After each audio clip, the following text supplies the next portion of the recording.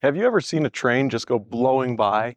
Have you ever been driving down the road and you'll see the trains and you try and count all the cars on a train? Well, there's something about trains that have captured, I think, the American spirit for years. It was an amazing day when they first connected all the way across America and they drove a golden spike into the ground to commemorate it.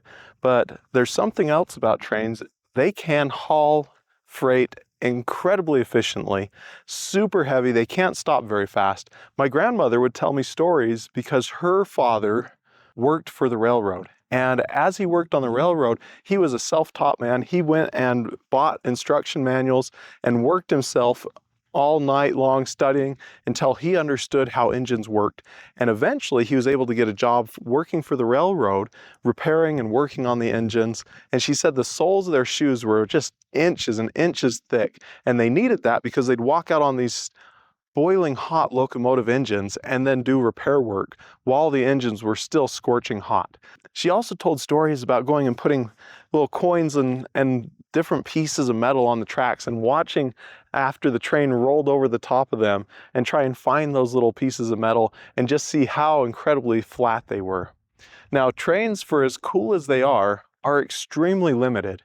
A train can only go where the tracks have already been built.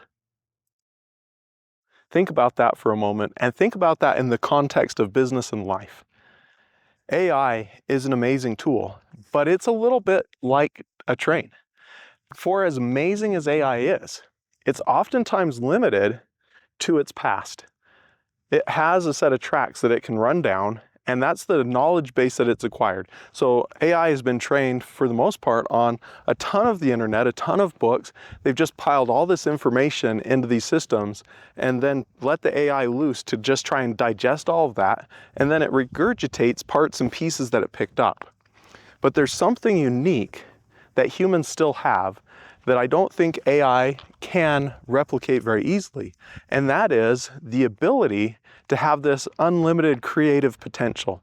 So as humans, we can oftentimes look at something and see something totally different because of the way our brains think. We have this innovative solution capability that AI still kind of struggles with. Just the other day, I was asking AI to make a lightning bolt. And it made the lightning bolt and it zigged, zagged, zig, right back and forth like everyone's seen lightning.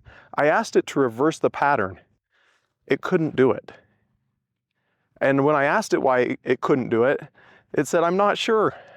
Maybe give me this prompt and then I can do it. So I gave it that prompt and it still couldn't do it. So there's something about humans that we need to recognize as pretty unique and pretty great, and it's this creative ability. We are not like trains, we are not like AI, we are not stuck to the tracks that have been built. We have the capability to branch out and go where we want. Now, oftentimes, humans are kind of on autopilot, and we are operating kind of like train tracks. When that happens, oftentimes it's our subconscious that's guiding our every action.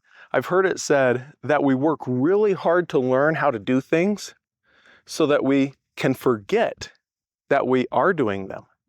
So take tying your shoe, for example. How many of you have to sit there and study and your tongue comes out and it just doesn't happen. Once you've learned that skill, you can tie your shoes without even thinking about it. How often do you think about buttoning up your shirt? It just is a natural process. We've trained our body to be able to do that without even thinking about it. Some people even drive, it looks like, without thinking about it, but we won't go there. But there's so many different parts of our life that's run at that subconscious level. Now, that is a little bit like train tracks, but what's really cool is each one of us have that ability to reprogram, and each day as we bump into new experiences and new knowledge, we're taking in information and we are to a certain extent reprogramming that brain and becoming a different person each day. So I would invite you, if you have limiting statements you're making about yourself, like, oh, I can't do that. Oh no, I could never do that. Put those in the past. I couldn't do that in the past. I couldn't do that before. But don't limit your future like a train is limited. Don't limit your future like AI.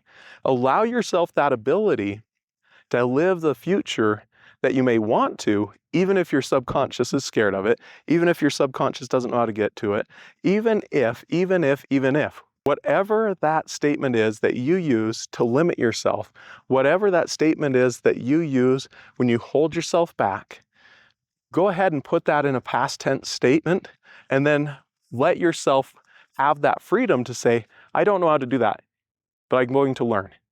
I didn't know how to do that in the past, but I bet I can do it in the future. Change those statements, change those beliefs in your head, and you're going to start experiencing life in a whole new way.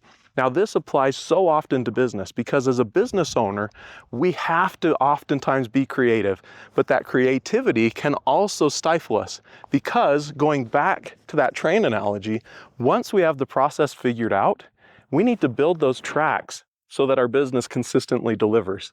So we have to have this balance of the rigidity of tracks with the flexibility and freedom of the human mind. And when we can successfully pair those together, whether you're talking about business, whether you're talking about relationships, whether you're talking about your goals, whether you're talking about any aspect of your life, successfully pairing rigidity of the tracks, rigidity of the process, and the flexibility and freedom that the human mind and the creative side gives allows each of us to experience life at a fullness that most people only will dream of.